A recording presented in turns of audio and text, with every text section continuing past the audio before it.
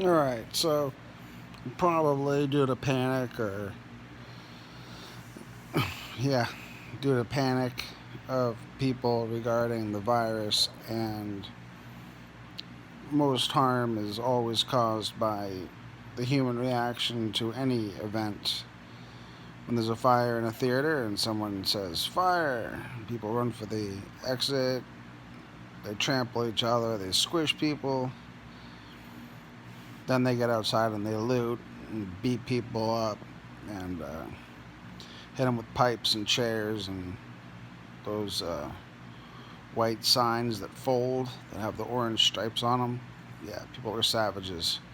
So uh, I would expect the hospitals will fill up pretty quick. So large hotels can easily be converted into a hospital. As far as staffing,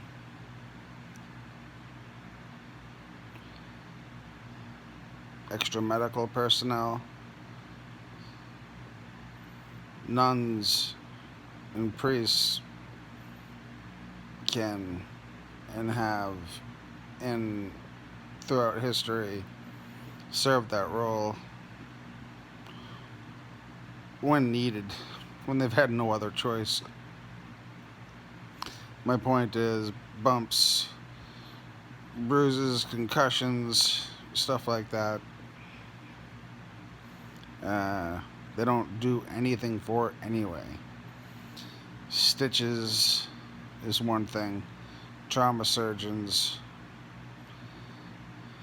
and specialists are for rich people. So, really, people will go to the hotel hospital with injuries. The doctor will say, "You have an injury," and you leave. So, you can do that at a hotel, right? Medevac for trauma to whatever hospital. It can be done from rooftop. So, that's pretty simple. In theory, yep, and an application. It's really fucking easy. You could tell me how it's complicated, and I would say continue when you had nothing to say. So, it's actually simple. Especially with so many hotels empty and so many Americans homeless and so many illegal immigrants living in housing that American citizens pay for. So that brings us to what? It's what's that guy's name? Al Sharpton. Al Sharpton. If he knows what's good for himself, and if he cares about his people, apparently he made a call to the president, and the president returned his call, and Al is extending an olive branch publicly, saying, "I called him, he called me back. We should put our differences aside." And of course, if they put the differences aside permanently, Al would be out of a job because race baiting is his job. Louis Farrakhan, at least, preaches something resembling self-reliance. I saw a video where he was speaking to Jamaicans, and he was like saying the United States sells them crappy food and they should farm themselves. It's a pretty good message, is it not? So, I think we all agree on that. As far as race issues in America, I saw a thread in a post made apparently by a black dude who was like, you whatever are buying toilet paper while these white people are buying guns and ammo. And then the comments was, people showing their guns, which was a nice little psyop. Yeah, never post photos of your guns. That just gets, because if you have a better gun than the police, if you have better guns than them, they get wicked jealous and they want to steal them from you because they just want to know what you have because guys are into guns. So, you know, just keep it to yourself because they do want to steal your guns and then say they destroy them, but really they buy them, for like $100 from like nobody. They just steal the shit. What, you would do the same thing, you know? If you're not going to be a criminal, you may as well be a cop, right? It's like, in like South Boston, you either become a criminal or a cop, you know?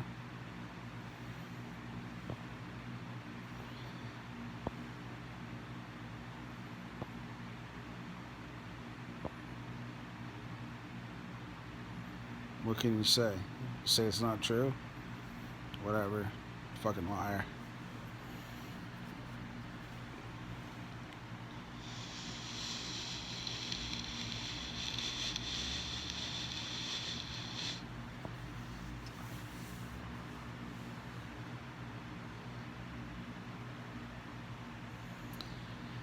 Yep.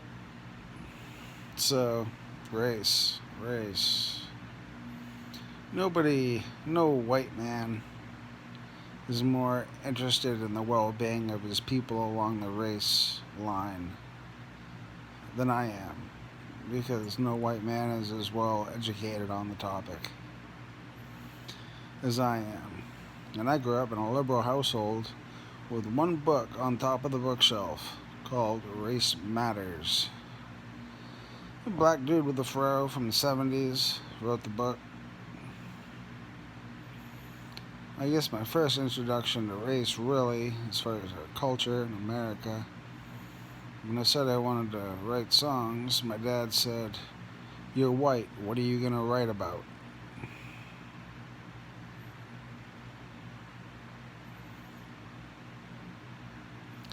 Apparently,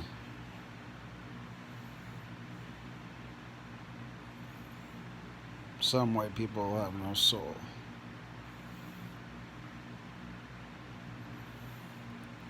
None to speak of, none to speak with, nothing to speak from their heart or soul.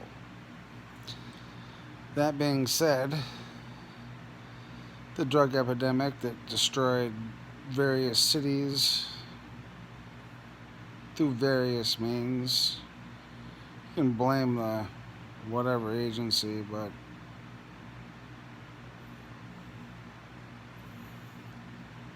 the Dominicans do a good business in New England, and Bloomberg was right. He said something about legalizing the drug business and letting the Dominicans and the Hispanics and the blacks run it because they do now.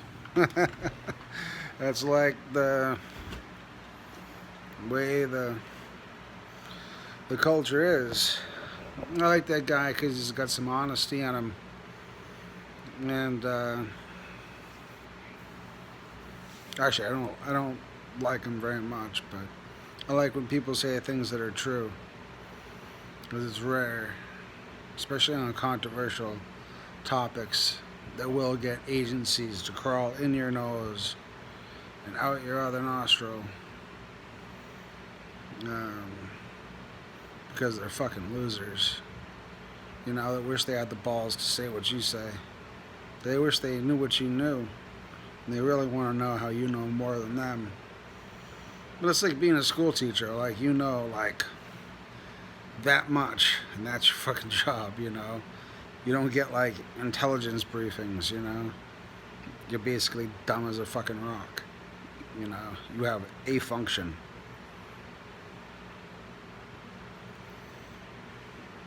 This is mine.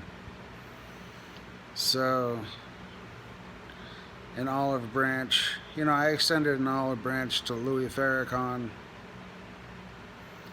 Whether that is, whether he takes that on or not is going to be up to him, most likely.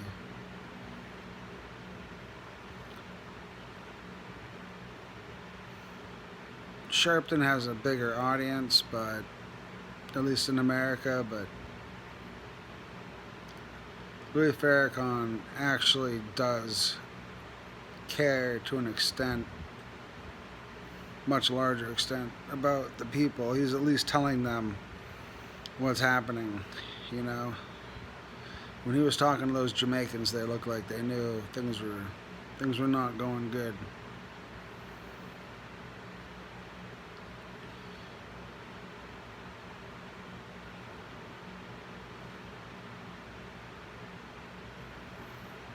So anyway, in that thread, you know, it was like black dude, you know, with like an AK pistol, which is like, what the hell are you gonna do with that? You know, you spray and pray. You know, like, how do you hold it, kick? It's like one of the worst weapons in the world, but good for him, you know. And you know, just some other shenanigans. And they weren't arguing,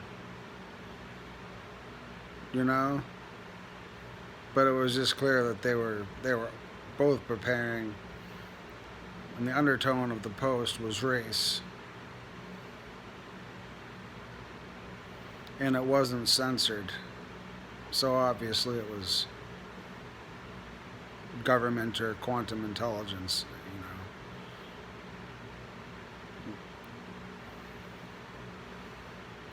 A little honey pot, you know, a pot they stirred. It was well done.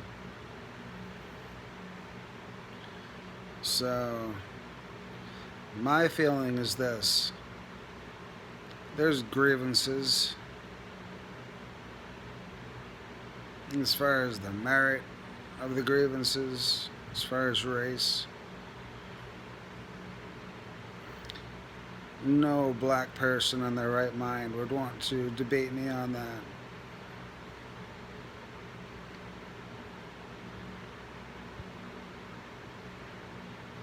It would go badly. It would go badly for them. And they would be embarrassed, so I'd want a very large audience. But we have to look past that for right now and actually stand together as Americans, because this country is poised to fracture, a schism right down the middle, like an earthquake, make a big crack, and then everyone fall in. Because that crack isn't something you can walk away from. It, like, you know, it's the slippery slope into the abyss in the center of the country. Coincidentally, it's the center of the country from which the red-blooded heart of America will march outwards to where they are needed.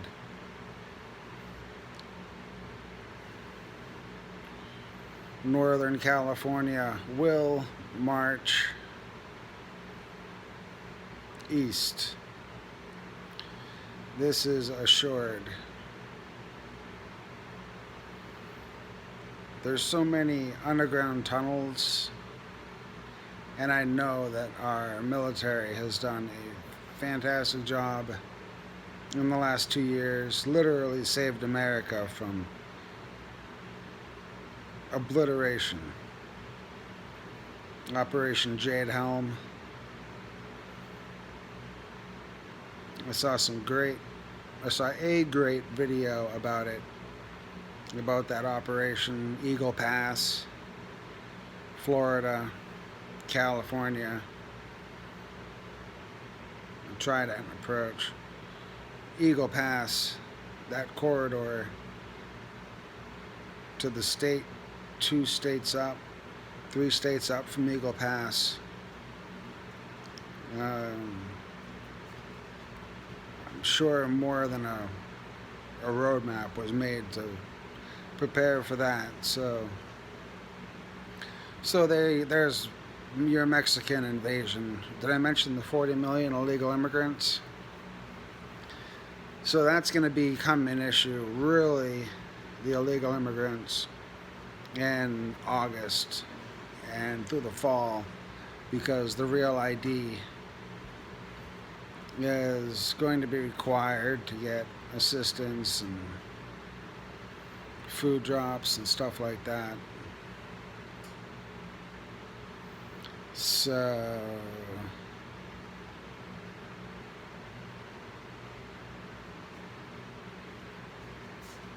illegal immigrants don't have a birth certificate that will, I mean, fake birth certificates, fake social security numbers are not going to cut it to get the real ID.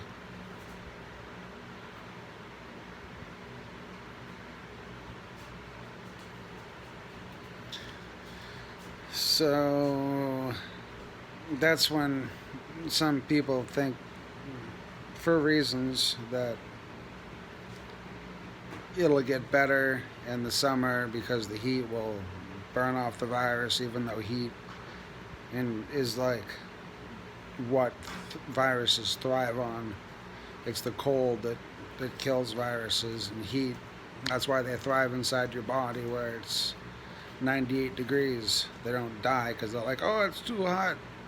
You know, they thrive in hot, warm conditions. So this will get worse towards the summer, and it'll get way more media attention than it should. But this is all conditioning for shelter in place because there's a war. And in some places I know there is. I've looked online. There's only hints. And the reason why my videos, despite my credibility and contributions that we know exist, I have 10 subscribers apparently, which is great, and I appreciate those 10 subscribers. I do.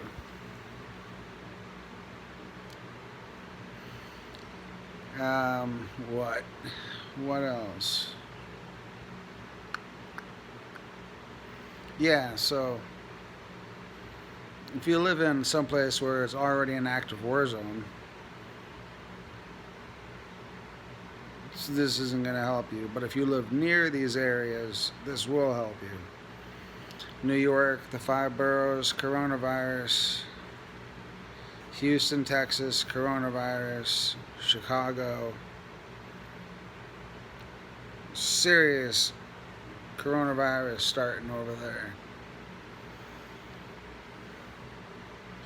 The virus is going to have to at some point become like a code word for melee, chaos, looting, pilfering, horrible atrocities, war, the National Guard rolling in 500 vehicles, Chicago. 500, you know, it's a conservative guesstimate. So if you live around those areas, consider that like, you know those like hotspots on a map, on a radar, and then they grow. So expect that to expand, but because of the nature of the aspect of this which I look at, which is the conflict, you can look at the surrounding areas see where the other hotspots of gang activity, um, extreme poverty and impatience, illegal immigrants, those areas will magically become connected. You know, like, how to explain this? If there's one here and there's one here, then it's most likely that it will travel from here to here and not here or over here. It'll go to the next city. And it'll go particularly to the aspects of the city which are gang, legal immigrant,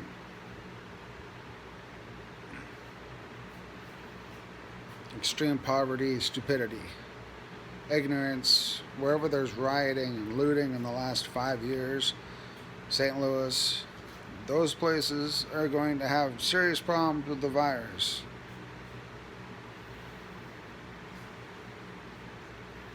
So that's, now you can look at your maps. I have a world map up. Apparently I should put up a map of the United States. I got my maps just in time for like Christmas, and 3 months later I finally got one of them up on the wall. I gotta find the other one, but I'm gonna get it on the wall. Get my warboard going. Just what everyone wants to hear, that I'm on the ball. So,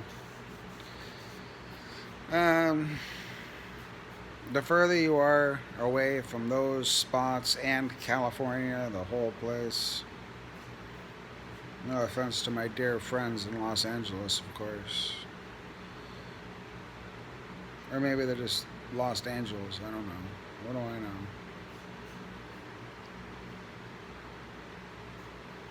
Like Balky Bartukamus.